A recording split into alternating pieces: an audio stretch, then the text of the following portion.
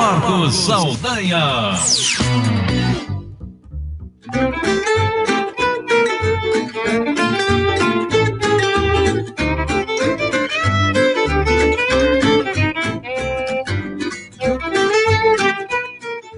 Olá, olá, olá, muito bom dia nessa manhã ensolarada aqui na capital maranhense e mais uma vez faremos uma histórica conexão Maranhão-Portugal. Não que tenhamos saudades do tempo colonial, mas naquele tempo a distância era muito menor entre São Luís e Lisboa do que, por exemplo, São Luís e o sul ou o sudeste, né, do Brasil, né? Bom, mas essa conexão nada tem de colonial, muito pelo contrário, e a gente também não vai à cidade de Lisboa, a gente vai à cidade do Porto para conversar com a jornalista e escritora Adriana Negreiros, ela que é autora de um belo livro que me deliciou essa semana inteira, ainda não tinha lido, tinha muita curiosidade, né? E aí essa oportunidade maravilhosa de conversar com a autora do livro, né? E bater esse papo sobre Maria Bonita. Aliás, ontem, 4 de junho, conforme eu encontrei em alguns locais, teria sido o aniversário do Lampião. Mas a festa mesmo a gente faz aqui hoje, não para ele, mas para a rainha do cangaço, a Maria de Déia, a Maria do Capitão. E com ela, através das narrativas da nossa convidada, a jornalista e escritora Adriana Negreiros. Vamos de galope pelas matas de Xique-Xique do sertão nordestino, da Rasa da Catarina a Gruta de Angicos. E também, por muito antes disso, nos tempos de seca, fome, coronéis e macacos da Primeira República, e adiante de Juliette vestida de cangaceira, depois de ganhar o Big Brother Brasil. Bom, vem com a gente, tome assento nessa prosa arretada no História em Debate, que está começando agora. Vamos que vamos, vem comigo!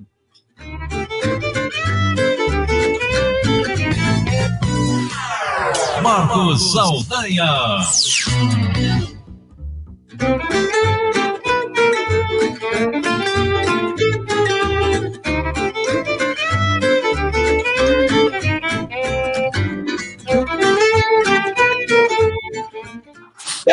Beleza. Já está aqui conosco, né? Já começando aqui esse papo muito legal, agradecendo a Adriana, essa conversa.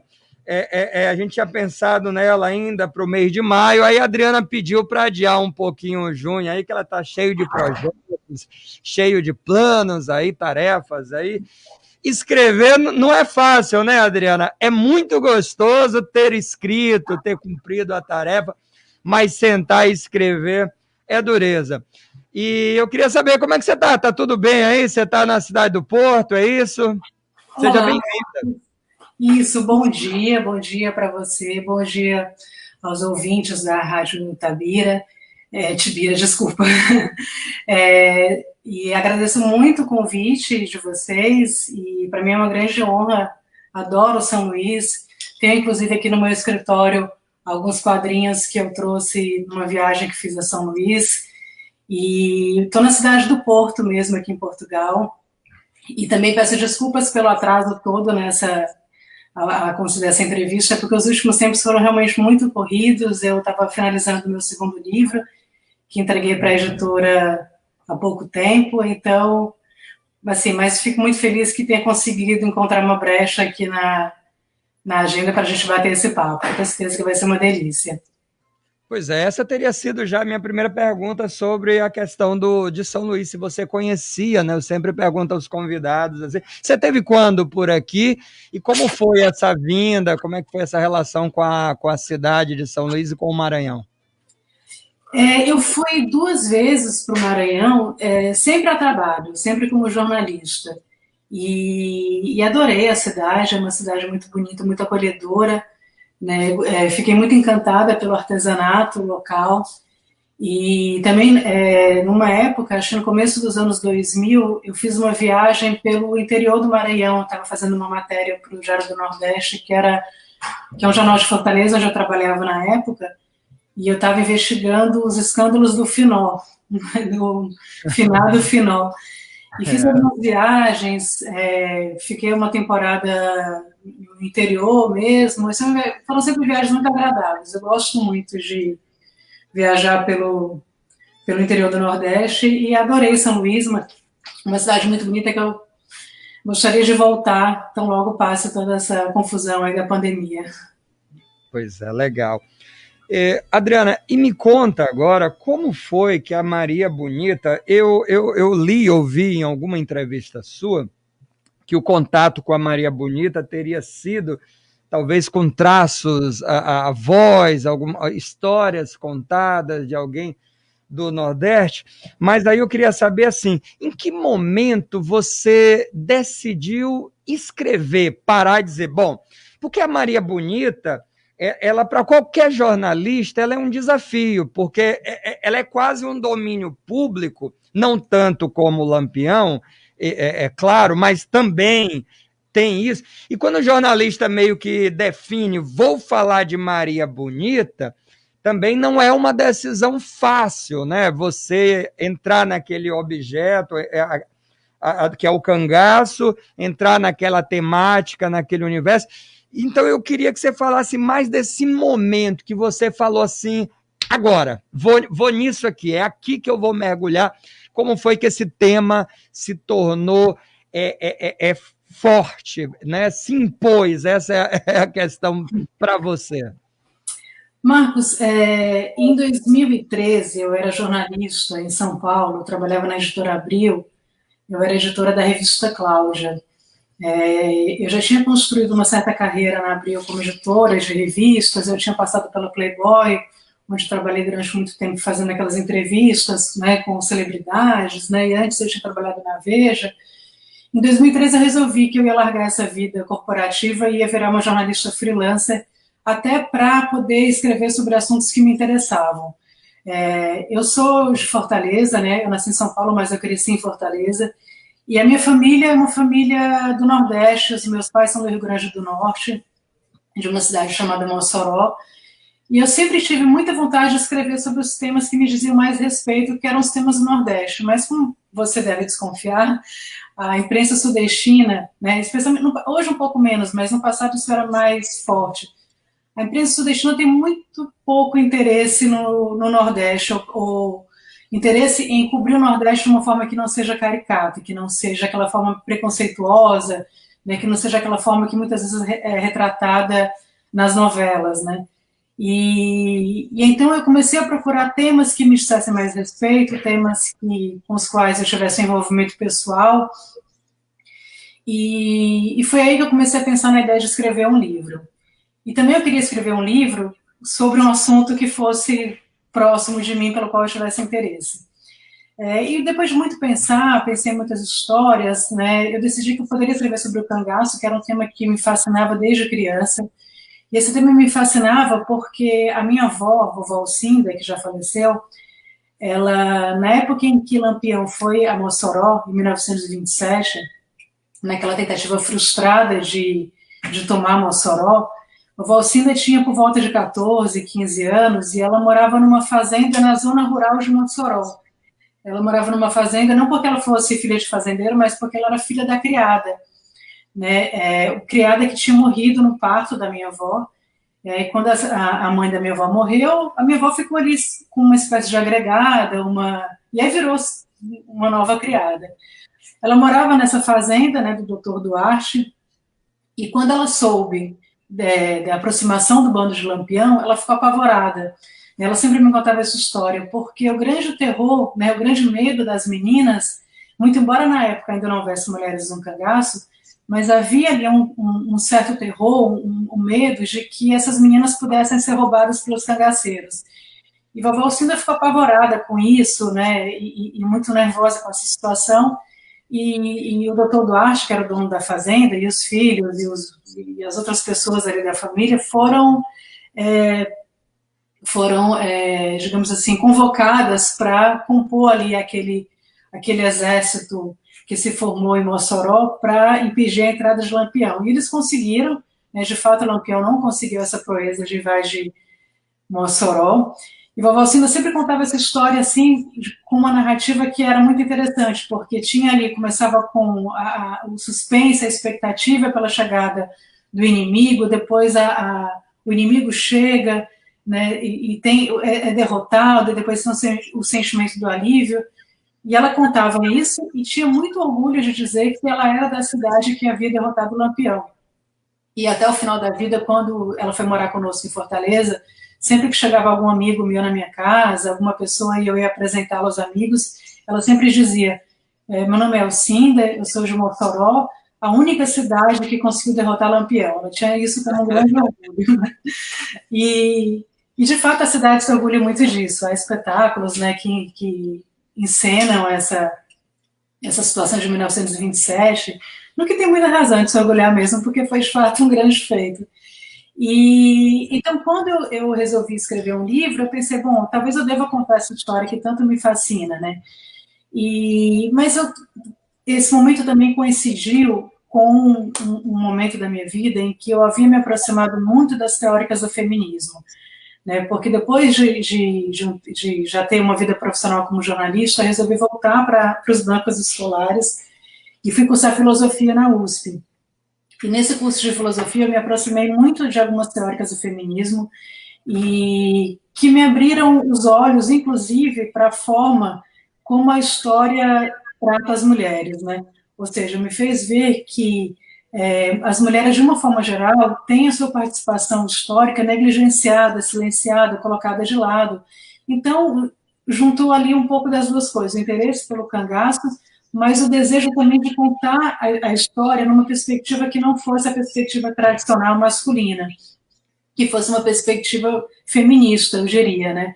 Então, o meu olhar se voltou muito mais para as mulheres do que para os homens, né? Porque muito já se sabia sobre Lampião, sobre Corisco, sobre João Bezerra, enfim, sobre os personagens masculinos dessa saga, vamos dizer assim, mas pouco se sabia sobre as mulheres. E o que geralmente se contava a respeito delas eram histórias que diziam muito mais respeito a uma mitologia construída em torno do cangaço do que propriamente ao que havia acontecido de fato. Então, eu pensei, bom, eu tenho uma curiosidade para saber qual foi a real participação dessas mulheres no cangaço. Eu vou sugerir, então, à editora Objetiva, com quem eu já estava em negociação para assinar o contrato do primeiro livro, a biografia da Maria Bonita. Eu sugeri isso na época para o publisher da editora, ele gostou da ideia, e quando eu comecei a trabalhar, Marcos, aí sim, né, conforme você disse, é um trabalho jornalístico bastante complicado. Quando eu comecei a investigar, eu pensei, e agora? Não há quase nada sobre a Maria Bonita. Tudo que eu lia, todos os livros que eu lia, mesmo quando eu ia à imprensa de época, só se falava no Lampião. Na Maria Bonita, ela praticamente não existia. Havia muito mais informações a posteriori sobre a Maria, muitas informações romanceadas, do que informações nas quais eu pudesse me fiar e confiar, né, naquele período. Então, foi um trabalho bastante difícil de apuração, de juntar mesmo várias peças em diferentes fontes e confrontar essas fontes e cotejar as informações. E fui fazendo isso na medida das possibilidades, né, porque havia realmente situações que eu não teria jamais como descobrir como de fato aconteceram. Então, a minha opção, que você deve ter percebido ao ler o livro, em muitas situações, foi apresentar as diferentes versões que há sobre o mesmo fato, porque eu, pelo menos, não consegui descobrir qual daquelas versões correspondia à realidade. Né? Então, foi um trabalho assim, de costura de diferentes dados e fontes e informações para tentar construir uma narrativa que fosse minimamente cronológica e coerente para contar uma história que é a história da Maria Bonita, como personagem principal, mas é sobretudo a história da participação feminina no cangaço. Então, embora a Maria Bonita esteja com destaque, porque ela foi a mulher mais importante do cangaço, a minha intenção foi reconstruir a participação feminina e jogar luzes sobre essa participação feminina de uma forma que não fosse romanceada, né, de uma forma que se aproximasse do que de fato aconteceu. Mas, ao mesmo tempo, Adriana, como é que você pensava nessa narrativa? Porque aí você tem o contato com as fontes, eu vi que você trabalhou muito com jornais, por exemplo. Uma coisa curiosa é que você trabalha também com anúncios, propagandas, música, isso dá um contexto muito legal, mas você consegue fazer um tema que é de muita violência ao mesmo tempo que você não glamorizou, e você até fala isso, que era teu objetivo, e eu acho que você cumpriu esse objetivo, porque é um perigo, é um risco também você se apaixonar pelo teu objeto de estudo, pelo teu personagem ali, e colocar ela ali, né, endeusar alguma coisa nessa coisa toda. Você consegue tornar prazerosa a leitura, né? Ali tem a jornalista e tem a pesquisadora, mas tem a contadora da história, né? A neta que ouvia aquelas histórias, porque você, quem não é do Nordeste e está ouvindo a gente, talvez não entenda, mas você me entenderá, mesmo sendo paulista, mas por esse lado aí nordestino, a narrativa nordestina, ela tem um viés um pouco diferente, sobretudo quando se fala desse assunto do cangaço. Ela toca em algo que é formativo, né? Mesmo desconhecendo a história propriamente dita, se apropriando de toda a mitologia, aquilo toca em alguma coisa na alma nordestina. E aí eu lembrei de você, só uma curiosidade, Adriana, quando eu estava lendo, eu lembrei de alguns encontros de Lampião com autores de livros sobre ele. E aí me veio uma pergunta curiosa. Algum momento você se perguntou, e se a Maria do Capitão, a Maria Bonita, cruzasse comigo depois de ler o livro, o que ela teria dito para você? O que você teria dito para ela? Você já pensou nisso? Só por curiosidade, você já imaginou como teria sido, né, o encontro de Lampião e Maria Bonita com você, com teu livro publicado, por exemplo? Acho que é perigoso, né? Mas brincadeira, mas eu acho que, de verdade, assim, eu acho que não, sabe, Marcos? Porque eu tô brincando, que isso é perigoso. Porque eu acho que eu lancei pro Lampião talvez fosse, né? Mas com relação a Maria Bonita, eu acho que eu lancei para ela um olhar que foi o olhar mais humano que eu pude lançar sobre ela. Porque eu acho que, por exemplo, é muito tentadora a ideia de ver a Maria Bonita como essa grande guerreira feminista, que essa construção romanceada do cangaço acabou por criar mesmo, né? Essa Maria Bonita como se fosse uma espécie de Joana d'Arc da Caatinga.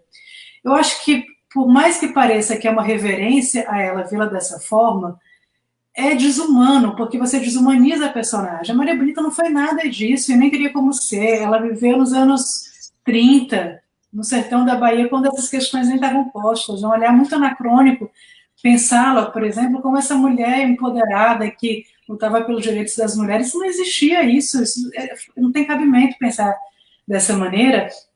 E acho que quando a gente olha para ela dessa forma romanceada, a gente desrespeita a história dela. E tudo que nós queremos, no fundo, é sermos vistos como nós de fato somos, temos a nossa essência respeitada. E acho que o meu esforço foi muito no sentido de ver a Maria Bonita como Maria Judéia, né? Tanto que eu digo no livro que ela só virou Maria Bonita depois que morreu, e aí virou esse personagem mitológico. Mas a Maria Judéia era uma sertaneja que tinha desejos que à época não eram desejos considerados legítimos para uma mulher. Até hoje, muitas vezes não são. Como desejo de aventura, desejo de explorar novos territórios, desejo de não se prender a uma situação desconfortável, né? De não ceder a esse estoicismo de achar isso mesmo, a vida é assim, não tem jeito. Eu fui uma mulher muito impetuosa no sentido de dar vazão a esse espírito dela, que não se conformava com o casamento que não a satisfazia. Então, era uma mulher que tinha uma série de comportamentos, né, que a gente poderia classificar, para usar aqui um clichê, que eram à frente do tempo dela, mas que era uma mulher com suas limitações circunstanciais de tempo e de espaço. Então, acho que quando eu olhei para ela com esse olhar, acho que se ela tivesse lido o livro e pudesse me confrontar, eu acho que ela teria percebido esse meu esforço genuíno de vê-la como uma mulher e não como uma estátua, né? Não como uma imagem construída.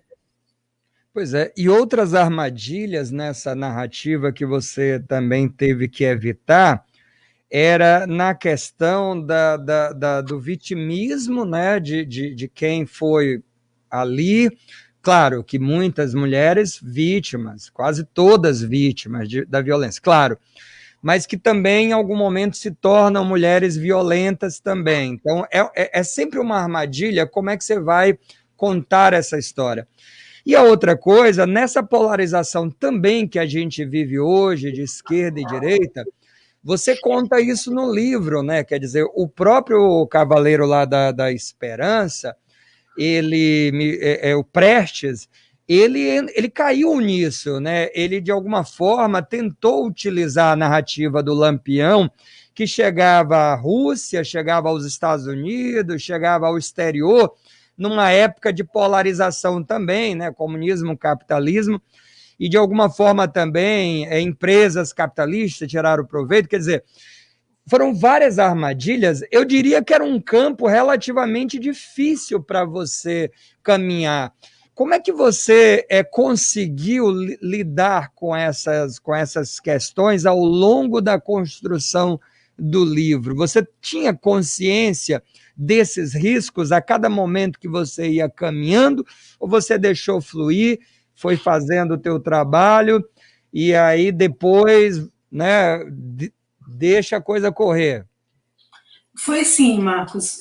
Eu tinha consciência de que esse é um tema que desperta muitas paixões, né? Inclusive paixões políticas.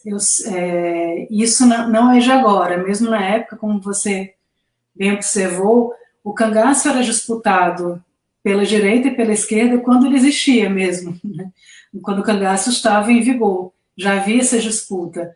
E é uma disputa para a qual, se a gente observar bem, o Lampião estava pouco se lixando. Ele não era um homem, digamos, de convicções políticas, né? Ao contrário também do que sugere uma visão, que é uma visão quase, que eu diria, ingênua do cangaço, Lampião não era um homem que tivesse essa intenção, essa preocupação com a justiça social. Ele, inclusive, disse isso em entrevista, que o que ele queria mesmo era ser um coronel, ele queria mesmo era ter as terras dele, e não estava preocupado em distribuir as terras para os pobres ou distribuir o que ele tivesse. Se eventualmente ele fazia isso, eram circunstâncias muito mais provocadas por motivos políticos ali momentâneos, mas que não eram politizados, vamos dizer. Ele não tinha essa consciência de classe, não era um homem dotado dessa visão da esquerda, né? E tomei esse cuidado, que é o cuidado básico do jornalista, de procurar apreciar os dois lados para não tomar um partido ali, né? Tomei esse cuidado à época e noto até hoje mesmo que existe essa visão do Lampião, sobretudo, que muitas vezes é uma visão realmente romantizada, de vê-lo como esse bandido social, né, esse sujeito que tinha essa preocupação mesmo em tirar dos ricos e passar para os pobres, uma preocupação em combater um sistema capitalista, que eu acho completamente equivocado. Inclusive, se a gente observar, o Lampião, ele foi um homem que esteve impune durante muitos anos e conseguiu fazer acontecer no sertão do Nordeste, não porque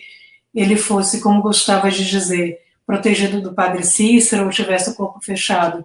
Nada disso. O que o protegia eram as alianças que ele fazia com gente muito poderosa, como os grandes coronéis, donos de grandes latifúndios, como os políticos que não tinham nada de comunistas ou comprometidos com a esquerda.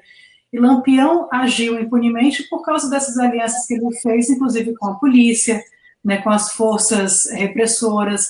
Isso o permitiu agir livremente, até o momento em que ele deixou de ser necessário, quando ele passou a incomodar, e aí ele não se deu bem. Mas eu vejo essa tentativa de apropriação do Lampião como parte de uma luta do povo, uma tentativa equivocada e ingênua. Não vejo os cangaceiros dessa forma.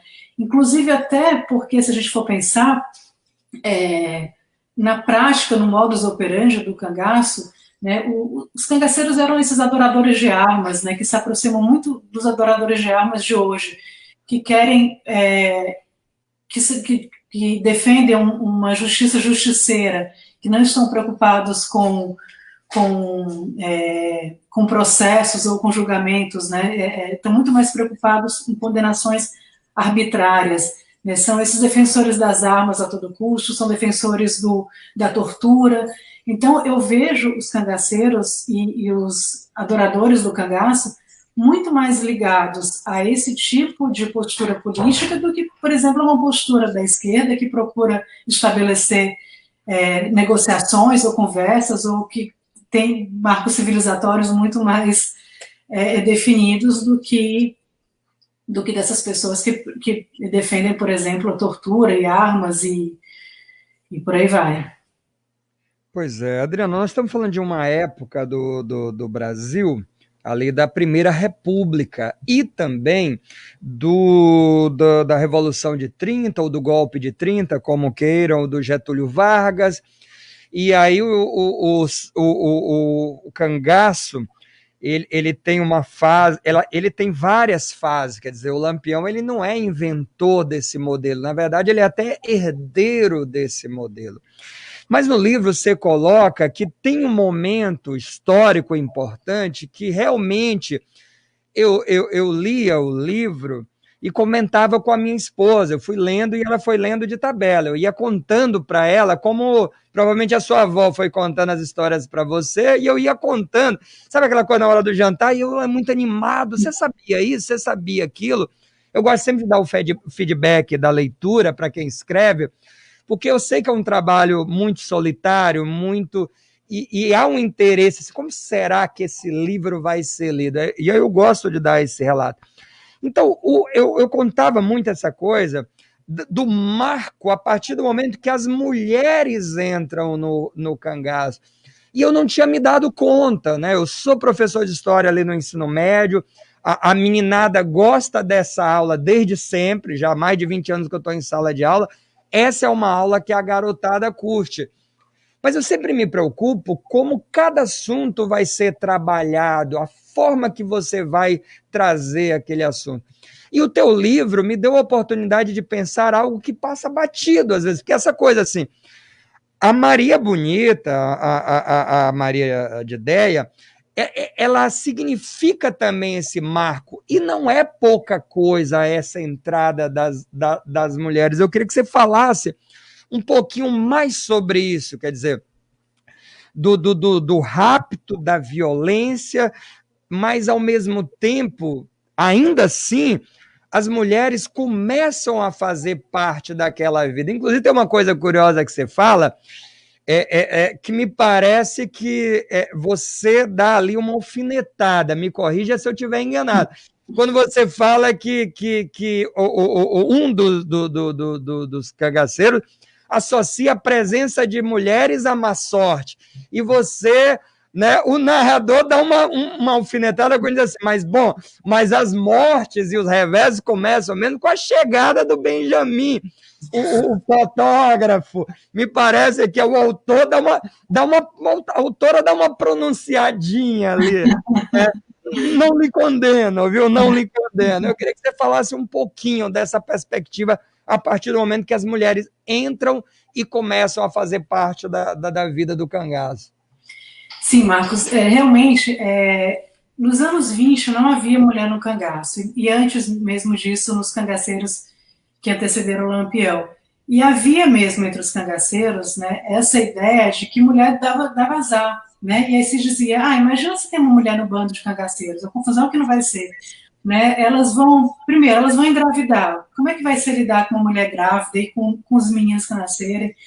Segundo, e aí vem, né, toda essa construção que existe em torno das mulheres. um bando de mulher junto aqui no cangaço, elas vão começar a brigar entre elas, vai ter intriga, fofoca, coisa de mulher. Isso era a visão que se tinha, né? E que infelizmente ainda persiste nos dias de hoje. Então havia muita resistência mesmo a isso, fora o fato de que a mulher podia despertar interesse no outro cangaceiro, e os cangaceiros iam começar a brigar por mulher. Enfim, não era recomendado que as mulheres estivessem ali porque iam atrapalhar a rotina dos homens. Só que calhou de Lampião se apaixonar por Maria Bonita e querê-la junto dele, né?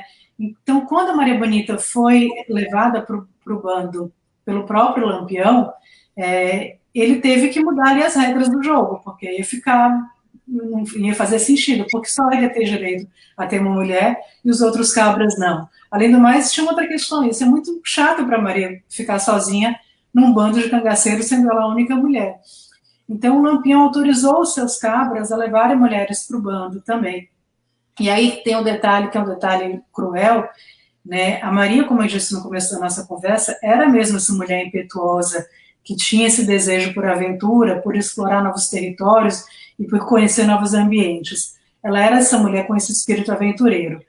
E ela entrou no cangaço porque ela se apaixonou por Lampião. Os dois tinham, de fato, uma relação amorosa. Agora, os cabras, quando resolveram levar essas mulheres, não levaram mulheres que necessariamente tinham o perfil da Maria.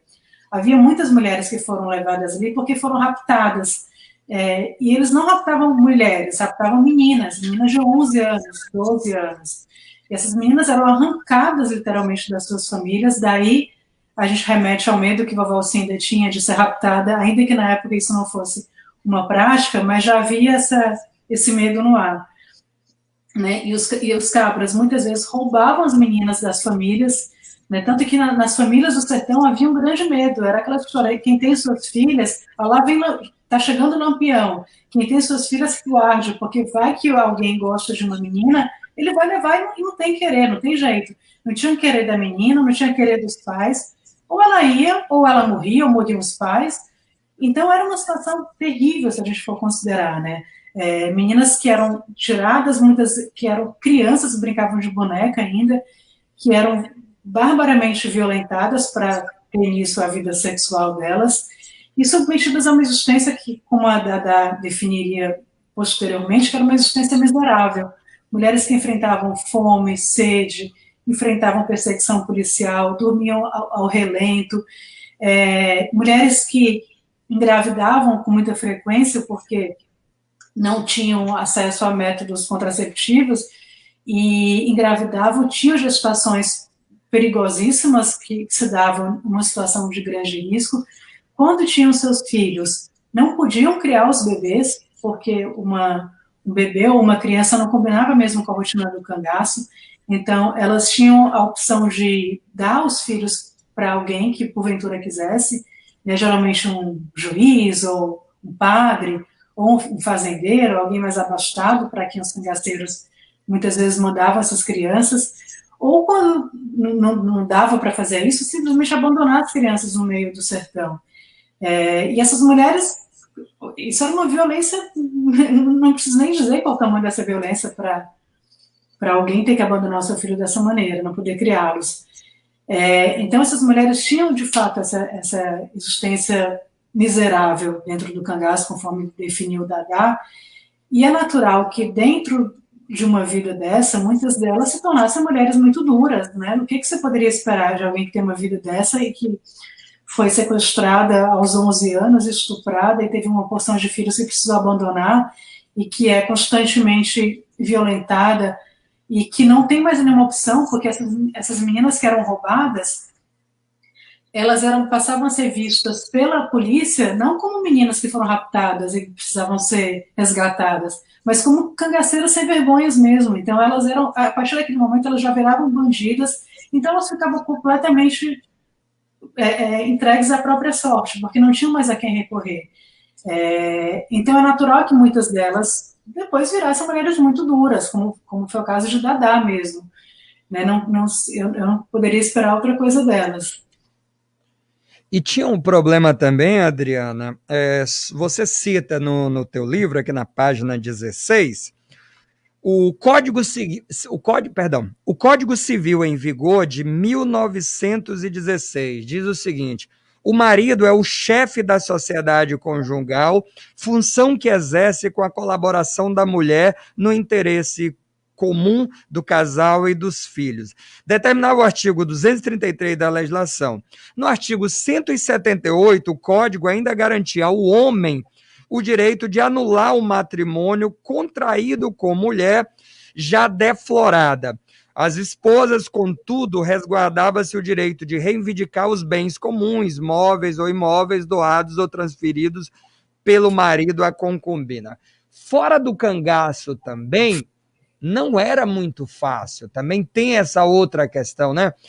Não só pela polícia, pela violência com os coiteiros, que era quem ali protegia, o que também não era uma opção, né? Proteger ou denunciar, quer dizer, se vivia um ambiente extremamente violento. Então, essa menina viver numa sociedade livre do cangaço não quer dizer que ela terá uma vida boa. Ela viveu uma sociedade do cangaço, ou com o cangaceiro, ou a revelia, né, do Estado, ou então com a imposição do Estado. Esse cenário é muito difícil da gente entender ainda nos tempos de hoje, não? Sim, certamente, né? Esse artigo vigorou durante muito tempo, eu não lembro exatamente até quando, mas até outro dia, uma mulher que fosse estuprada, o estuprador poderia ter a sua pena extinta caso ele casasse com a vítima. Acho que até 2005, se não me engano. Mas eu teria que checar, mas até outro dia, esse é o tema do segundo livro que vai ser lançado em setembro. Mas, assim, você veja que a legislação, ela nunca foi favorável à mulher, né? Recentemente nós tivemos muitos avanços e tudo mais, mas durante muito tempo foi muito difícil. Agora, eu acho também que, de fato, como você disse, a vida não era fácil fora do cangaço, mas dentro do cangaço ela era particularmente complicada, viu, Marcos? Particularmente difícil. E, para você ter uma ideia, né, uma menina dessas que tivesse sido roubada, digamos, aos 12 anos de idade, e passasse a pertencer a um homem, porque elas rigorosamente se tornavam propriedade de um homem como se fosse uma vaca, ou uma cabra, ou um objeto qualquer. Quando o homem, né, ao qual essa mulher pertencia, essa menina pertencia, morria, o que acontecia com essa menina? Ou com essa, se ela já fosse uma mulher? Ela não podia voltar para a vida que ela tinha antes. Ela não virava uma viúva que ia, né, decidir o seu destino. Ela era colocada à disposição dos outros cabras do grupo que não tivessem mulher. Então, ela tinha que torcer muito para que algum cabra a escolhesse. E ela também não tinha vontade. Ela não podia dizer, não gostei de fulano e não quero ficar com ele. Não.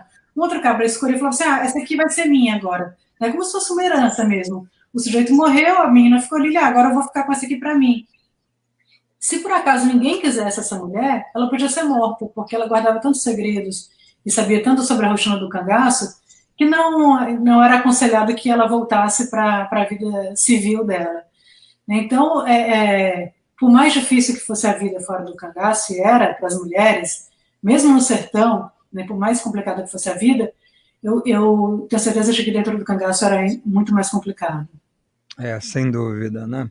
Bom, eu queria falar com você ainda de dois temas, Adriana, e os nossos ouvintes, eles podem participar. Dar um abraço aqui para o Raimundo Pinto, da cidade de Brejo, que está ouvindo e assistindo a gente, a professora Lucimeire também está acompanhando a gente, o nosso carinho. E os nossos ouvintes podem mandar perguntas pelo WhatsApp, a Karina, nossa operadora de áudio aqui, está acompanhando, coloca, você pode fazer pelo YouTube, tá? Se você mandar pelo Zap, você manda digitado, tá bom? Que a gente coloca, só não pode colocar o áudio de voz por conta da nossa dinâmica. Eu queria falar com você ainda de dois assuntos aqui. Um diz respeito ao Maranhão.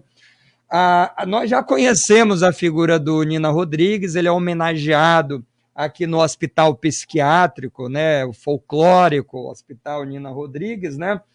E no livro você fala do interesse que tem, né, os estudos do Nina Rodrigues e depois de médicos inspirados nos estudos dele, que vão tentar provar pseudocientificamente, isso no olhar de hoje, claro, não na época, mas de que o cangaceiro tem características próprias ali do bandido, que é possível você encontrar fisicamente elementos.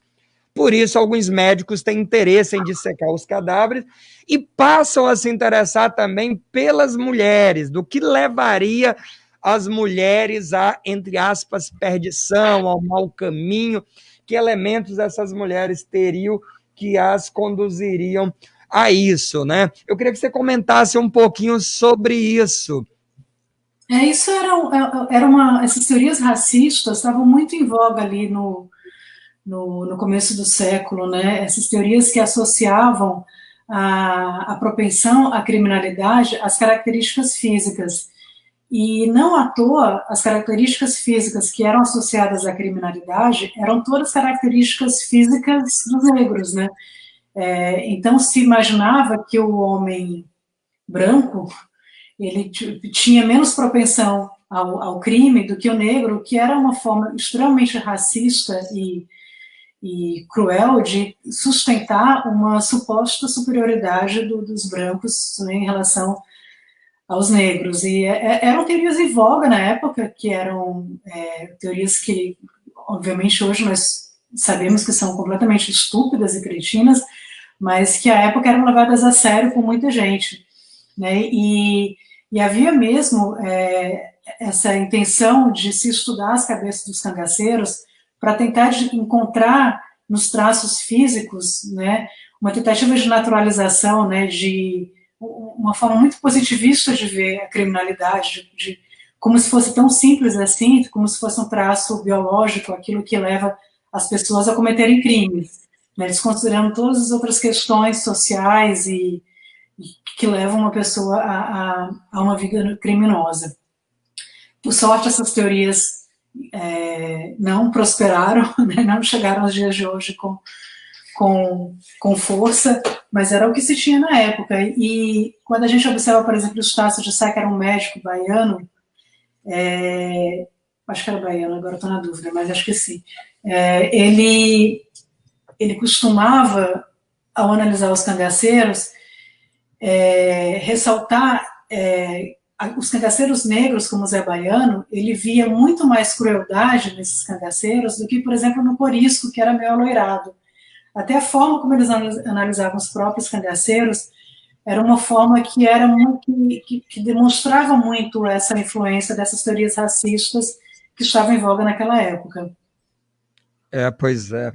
E o próprio cangaceiro, não só Lampião, mas o próprio cangaceiro, você já descreveu aí, machista, né? Misógino, racista, né? O Lampião extremamente racista, né? Sim. E é uma coisa que passa batido. E, ao mesmo tempo, religioso, católico, o ritual católico muito presente no ambiente do cangaceiro, né?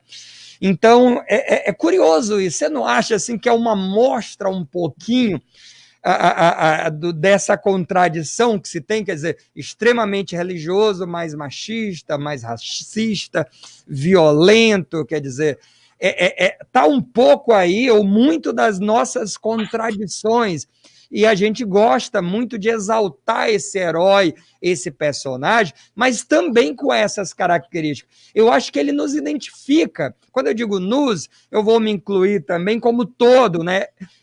E aí eu não sei quanto de autocrítica a gente consegue fazer a esse elemento. Por isso que eu acho a leitura do teu livro tão importante. Eu acho que é necessário, se a gente não encarar o passado de verdade, de frente, não a verdade, mas se a gente não encarar a história, a gente não consegue dar passos adiante. Finalizando a minha pergunta, Adriana, eu digo assim, é porque existe uma romantização tão grande, você deve lidar com isso também, porque no passado era tudo tão bom, havia, né?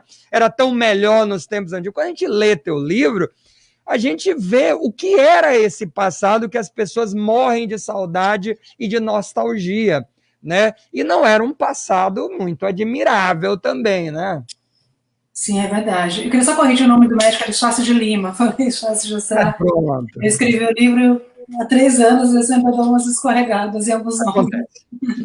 E você tem toda a razão, Marcos. Assim, essa mistificação do passado, ela é tão perigosa que faz com que muitas pessoas, por exemplo, não apenas vejam o cangaço como se tivesse sido algo do qual nós devemos nos orgulhar, né, que acho que não devemos mesmo, é uma mancha na nossa história terrível, que a gente tinha que ter tido o cangaço em algum momento, né, que foi um movimento que para o sertanejo pobre, para o homem simples do sertão, era um horror de todos os lados, porque se ele não era massacrado pelos cangaceiros, ele era massacrado pela polícia. Então, para o homem mais simples do sertão, o cangaço foi um verdadeiro terror, pesadelo.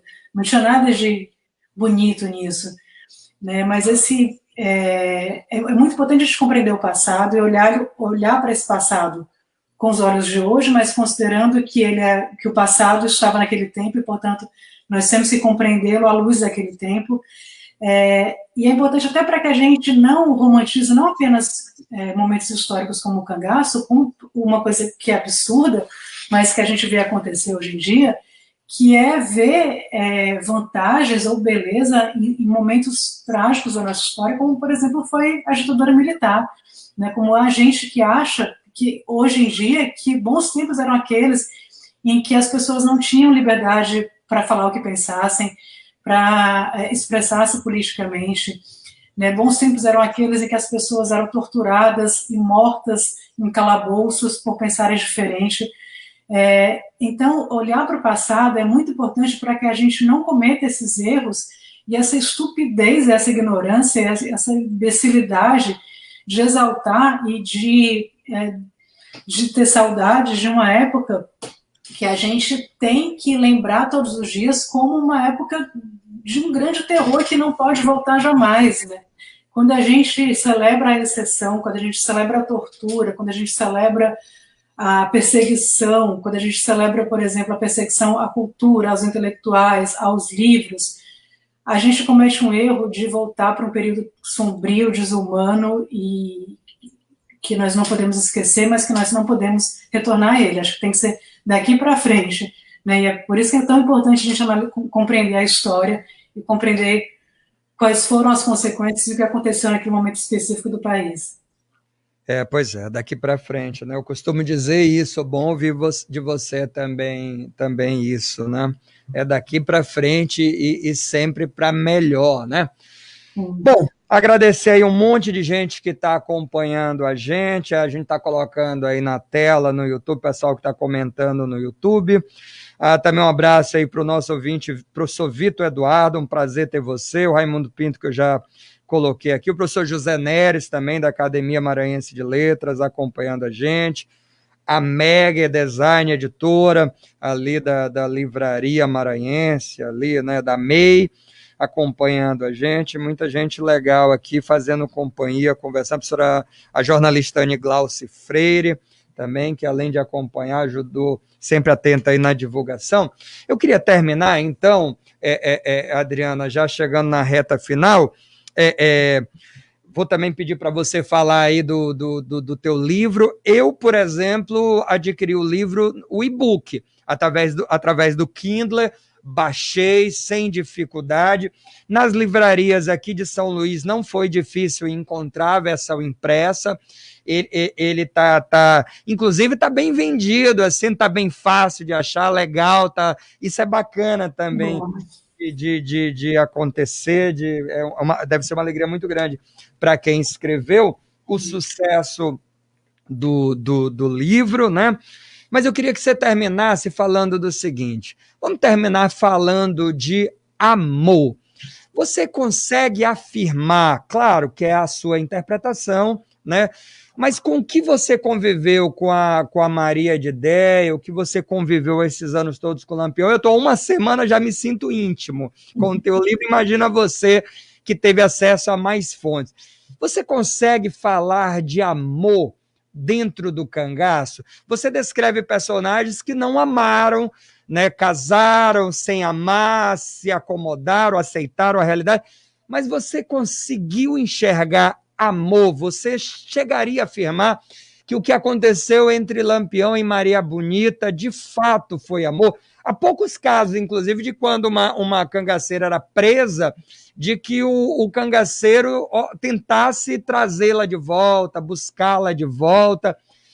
Se a Maria Bonita, por exemplo, tivesse sido capturada nesses anos que ela teve, me parece que foram 8 anos ali de convivência no cangaço, não é tanto tempo, mas também não é pouco tempo. Você acha que o Lampião teria movido mundos e fundos para resgatá-la, teria corrido os riscos? Tudo isso é conjectura, por isso que eu deixei para o final, para a gente brincar um pouquinho. Você viu amor, não só em Lampião, mas em alguns casos desses? Eu acho que sim, dentro, né, fazendo a ressalva de que é tudo uma conjectura e um exercício de imaginação, mas eu tive a impressão de que eles realmente se gostavam, de que eles tinham uma relação de amor, sim. Era a impressão que eu tinha pelo que eu li, pelos relatos e pelos testemunhos dos cangaceiros que sobreviveram à chacina de Angico. Acho que realmente Lampião e Maria Bonita se gostavam, né, se amavam, e acho que houve outros casos também em que havia um relacionamento de algum afeto, mas também acho que houve situações em que não restou à cangaceira outra alternativa a não ser tentar encontrar algum sentimento pelo seu algoz. Eu acho que foi o caso de Dadá com relação a Corisco. Depois de um tempo ela não tinha o que fazer, ou era aquilo, a vida dela seria aquilo para sempre, ou ela encontrava ali algum sentimento por aquele homem que a roubou de casa quando ela era uma criança e a estuprou a ponto de deixá-la com hemorragia, ou ela encontrava uma maneira de gostar dele, ou a vida ia ser um inferno, ia ser muito mais difícil. Mas eu acho que realmente, assim, no caso específico de Lampião e Maria Bonita, eu tive essa sensação de que havia ali um amor entre eles, sim. Legal, muito bem.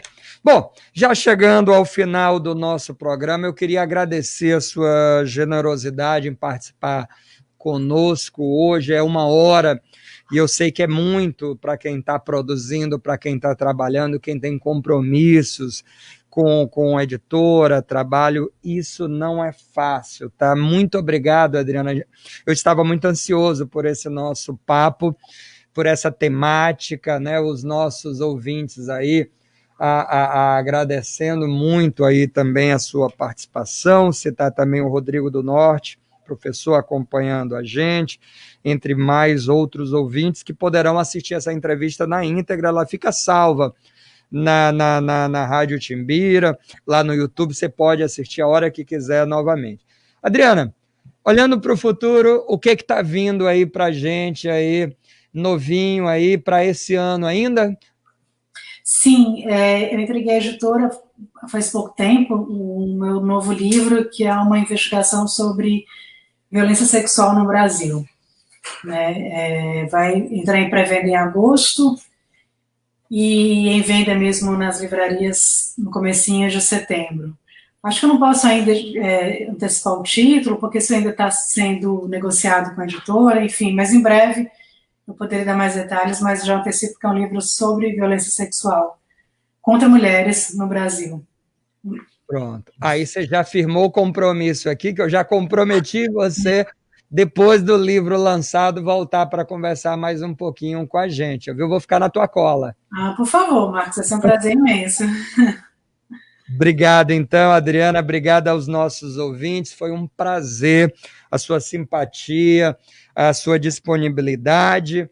E parabéns pelo livro de verdade. Eu vi muito gostoso a leitura, assim, muito, muito legal. Conversei com outros leitores também, troquei figurinhas com algumas pessoas que leram, e as pessoas descreviam exatamente isso, aquele livro que você pega e você não consegue largar, você quer ir até o fim. embora você já saiba o final da história. Curioso isso, né? Você sabe o que vai acontecer. Então é aquele livro que você não tem pressa de chegar ao fim para saber o que acontece, mas no caminho é o que você vai descobrindo daquele trajeto que você não tinha ideia. É muito gostoso. E eu imagino que, embora tenha sido difícil, você tenha conhecido muita gente bacana e tenha tido contato com essas pessoas. Você mantém contato com familiares, Adriana, da Maria Bonita? Você conseguiu estabelecer uma rede de fontes orais aí que te ajudaram?